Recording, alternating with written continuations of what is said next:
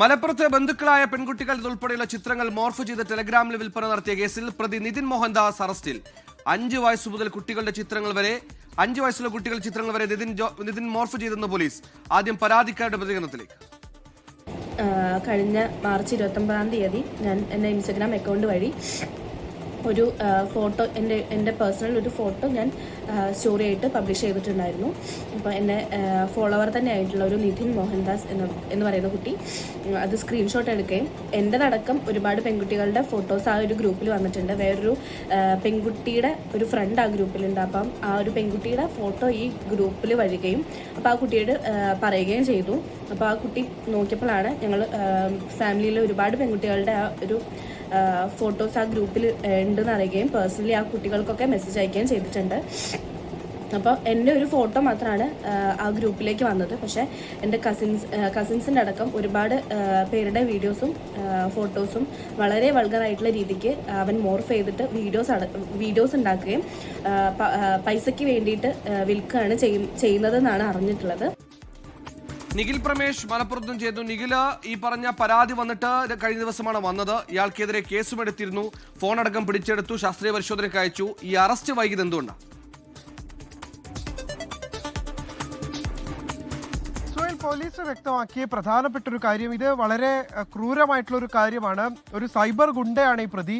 സ്വാഭാവികമായിട്ടും ഇയാള് ഈ നിയമത്തിന്റെ എന്തെങ്കിലും പഴുതുകൾ ഉപയോഗപ്പെടുത്തിക്കൊണ്ട് പുറത്തിറങ്ങാൻ പാടില്ല.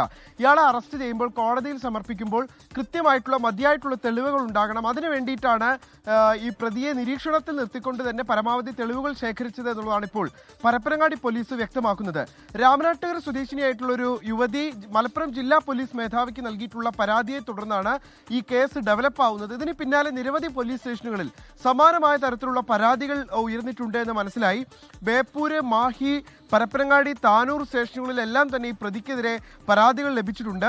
ഇതിന്റെ പശ്ചാത്തലത്തിലാണ് ഈ പ്രതിയുടെ ഫോൺ അടക്കം പോലീസ് പിടിച്ചെടുക്കുകയും ഇത് ശാസ്ത്രീയ പരിശോധനയ്ക്ക് അടക്കം അയക്കുകയും ചെയ്തു. ടെലഗ്രാമിനോട് വിവരങ്ങൾ ആരായുകയും ചെയ്തു.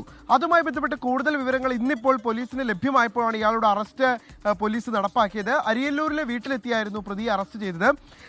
ഈ ടെലഗ്രാമിൽ നിന്ന് ഇയാൾ ഉപയോഗിച്ചിരുന്ന ഡിവൈസിൽ നിന്ന് തന്നെയാണ് ഇത്തരത്തിലുള്ള ചിത്രങ്ങൾ അപ്ലോഡ് ചെയ്തിരിക്കുന്നത് എന്ന് വ്യക്തമാവുകയും മറ്റ് തെളിവുകൾ കൂടി ലഭിച്ച പശ്ചാത്തലത്തിലാണ് ഇപ്പോൾ അറസ്റ്റിലേക്ക് കടന്നിരിക്കുന്നത്. അല്പസമയത്തിനകം തന്നെ പ്രതിയെ കോടതിയിൽ ഹാജരാക്കുകയും ചെയ്യും.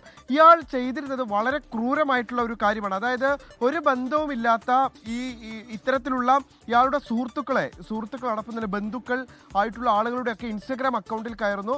അവർ അപ്ലോഡ് ചെയ്തിട്ടുള്ള ചിത്രങ്ങൾ, അത് സ്റ്റാറ്റസുകളാകാം, സ്റ്റോറികളാകാം, അതൊക്കെ സ്ക്രീൻഷോട്ട് എടുത്ത് മോർഫ് ചെയ്തുകൊണ്ട് ടെലഗ്രാം ഗ്രൂപ്പുകളിൽ വിൽക്കുകയാണ് ചെയ്യുന്നത്. വിവിധ ടെലഗ്രാം ഗ്രൂപ്പുകളിൽ ഈ ആളുടെ ഫോട്ടോ അല്ലെങ്കിൽ ഈ ആളുടെ കൂടുതൽ വീഡിയോ വേണമെങ്കിൽ ഇത്ര തുക നൽകണമെന്ന് ആവശ്യപ്പെട്ടുകൊണ്ട് ആ ഗ്രൂപ്പുകളിലേക്ക് ഫോട്ടോകൾ ഷെയർ ചെയ്യുന്നു.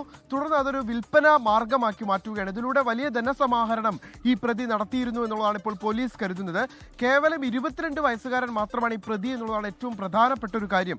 എന്തായാലും ഇയാളെ ഇതിനോടകം തന്നെ പോലീസ് ഇപ്പോൾ പിടികൂടിയിരിക്കുന്നു. ഇനി കൂടുതൽ പെൺകുട്ടികൾ ഈ പരാതിയുമായി രംഗത്ത് വരും എന്നുള്ളതാണ് പോലീസ് കരുതുന്നത്. എന്ന് മാത്രമല്ല, ഇത് ആരാണ് വാങ്ങിയിരുന്നത് എന്നുള്ളത് കൂടി, അവരെ കൂടി പിടികൂടാനുള്ള ശ്രമങ്ങൾ പോലീസ് ഇതിനോടകം തന്നെ ആരംഭിച്ചിട്ടുമുണ്ട്. സുഹൈൽ, ബന്ധുവെന്നോ സുഹൃത്തുക്കളെന്നോ വ്യത്യാസമല്ല, ഇൻസ്റ്റഗ്രാമിൽ പരതി ആ പ്രൊഫൈൽ ഫോട്ടോകൾ എടുത്ത് മോർഫ് ചെയ്ത് ടെലഗ്രാം ഗ്രൂപ്പിലൂടെ വിൽപ്പന നടത്തിയ കേസിലാണ് ഇപ്പോൾ പ്രതി പിടിയിലായിരിക്കുന്നത്.